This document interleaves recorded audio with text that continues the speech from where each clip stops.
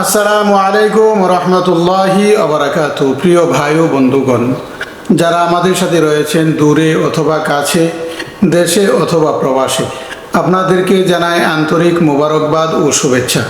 প্রিয় ভাই ও বন্ধুগণ, আমাদের ভিডিওটি দেখার জন্য আপনাদেরকে আরও জানাই আন্তরিকভাবে অভিনন্দন।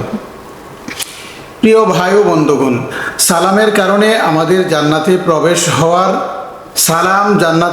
হওয়ার কারণ হতে পারে। তাই আসুন রাসূলুল্লাহ সাল্লাল্লাহু আলাইহি ওয়াসাল্লাম সালামকে কিভাবে জান্নাতে প্রবেশের কারণ বললেন আমরা একটু জেনে নিই। প্রিয় ভাই ও বন্ধুগণ, সালাম দেওয়ার মাধ্যমে যদি আমরা জান্নাতে প্রবেশ করতে পারি তাহলে কতই না ভালো। যদি একজন লোককে শুধু আসসালামু আলাইকুম এই শব্দটি বললে জান্নাতে যাওয়া যায়, তাহলে কত সুন্দর না আমলটি। প্রিয় ভাই ও বন্ধুগণ, তাহলে শুধু আসসালামু আলাইকুম বললে কিভাবে জান্নাতে যাওয়া যাবে আমরা একটি হাদিসে পাক থেকে একটু জানি। হযরত আবু হুরায়রা রাদিয়াল্লাহু তাআলা আনহু থেকে বর্ণিত, তিনি বলেন, রাসূলুল্লাহ সাল্লাল্লাহু আলাইহি ওয়াসাল্লাম ইরশাদ করেছেন, ওই সত্তার কসম যার হাতে আমার প্রাণ। আল্লাহ রাসূল সাল্লাল্লাহু আলাইহি ওয়াসাল্লাম কসম করে বলতেছেন যে ওই সত্তার কসম যার হাতে আমার প্রাণ, কোনো ব্যক্তি মুমিন না হওয়া পর্যন্ত জান্নাতে প্রবেশ করতে পারবে না। মুমিন ছাড়া কেউ জান্নাতে প্রবেশ করবে না।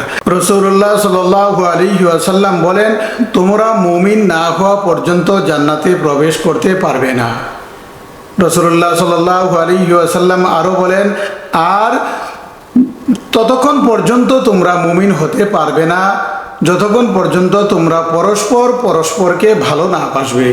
প্রিয় ভাই ও বন্ধুগণ, রাসূলুল্লাহ সাল্লাল্লাহু আলাইহি ওয়াসাল্লাম বলেন, ও আমার সাহাবীরা, আমি কি তোমাদেরকে এমন একটি আমলের কথা বলবো না যে আমলটি করতে পারলে তোমরা পরস্পরকে ভালোবাসতে পারবে?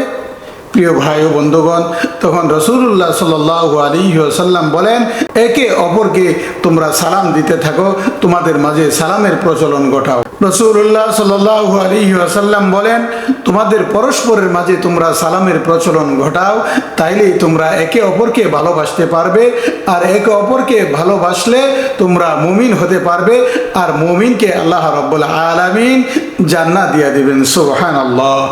প্রিয় ভাই ও বন্ধুগণ, তাহলে এই সালামের কারণে আমরা জান্নাতে যেতে পারবো। তাই আসুন সালামের প্রচলন ঘটাই, সবাইকে আমরা সালাম দেই, ছোট বড় সবাইকে আমরা সালাম দেব। আসসালামু আলাইকুম ওয়া রাহমাতুল্লাহ, এইভাবে আমরা সালাম দেব।